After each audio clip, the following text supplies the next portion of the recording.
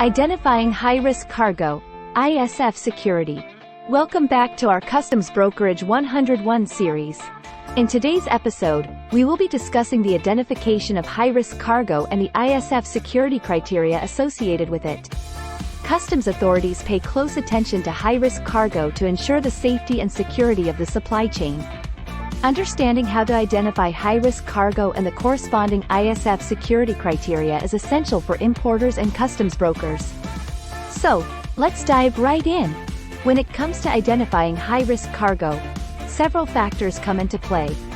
Let's explore the process and the associated ISF security criteria in more detail. Risk assessment based on cargo type. Customs authorities conduct a risk assessment based on the type of cargo being imported. Certain types of cargo, such as hazardous materials, weapons, or illicit substances, are inherently considered high risk due to safety, security, or regulatory concerns. Identifying the type of cargo being imported sets the stage for further security criteria and measures. Supply chain security. The security of the supply chain plays a crucial role in identifying high-risk cargo. Customs authorities consider the security measures in place throughout the supply chain, such as secure handling, tracking systems, access controls, and monitoring procedures. Having robust supply chain security practices helps reduce potential risks associated with the cargo. Country of origin or export. The country of origin or export can also impact the identification of high-risk cargo. Customs authorities may have specific security concerns associated with certain countries or regions. Factors such as political instability, high crime rates, or known smuggling activities may increase the risk associated with cargo originating from or exported to certain countries. Security initiatives and programs. Compliance with security initiatives and programs can help identify whether the cargo is classified as high risk.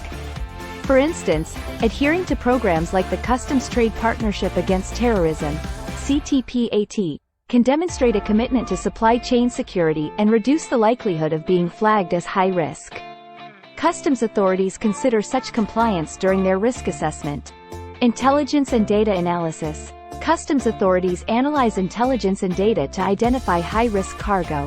They consider information from various sources, including government agencies, international organizations, and global security databases. Analyzing this intelligence helps customs authorities spot cargo that may pose a potential security threat or indicate a higher risk of non-compliance. Previous compliance history. Previous compliance history plays a role in identifying high-risk cargo. If importers have a history of non-compliance, involvement in illicit activities, or security-related issues, it increases the likelihood of being flagged as high risk. Conversely, a demonstrated track record of compliance with customs regulations and security measures may decrease the risk classification. Intelligence-led inspections. Based on the risk assessment and intelligence analysis, customs authorities may conduct intelligence-led inspections on high-risk cargo. These inspections may involve physical examination, radiation scanning, or other enhanced screening procedures. The ISF security criteria associated with high-risk cargo may include providing detailed information, additional documentation, or specific security measures. Advanced Electronic Information, AEI. Advanced Electronic Information, AEI, is vital for identifying high-risk cargo. Importers must provide detailed information about the cargo in advance, such as the contents, value, and parties involved in the transaction.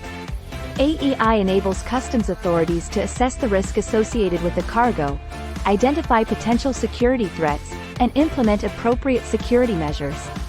Compliance with Importer Security Filing, ISF, requirements. Compliance with the Importer Security Filing, ISF, requirements is an integral part of identifying high-risk cargo. Importers must ensure they accurately and timely submit the ISF, providing the required information as outlined by customs authorities. Failure to comply with ISF requirements may result in further scrutiny and potential classification as high risk. It's important to note that the identification of high-risk cargo is an ongoing process. Customs authorities continually assess risk factors, update risk profiles, and analyze emerging security threats. Therefore, importers and customs brokers must remain vigilant, adapt to changing security criteria, and ensure compliance with the evolving ISF security requirements. That concludes our discussion on the identification of high-risk cargo and the associated ISF security criteria.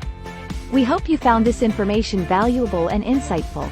Join us in our upcoming videos as we continue to explore various aspects of customs brokerage and international trade. Thank you for watching and see you next time.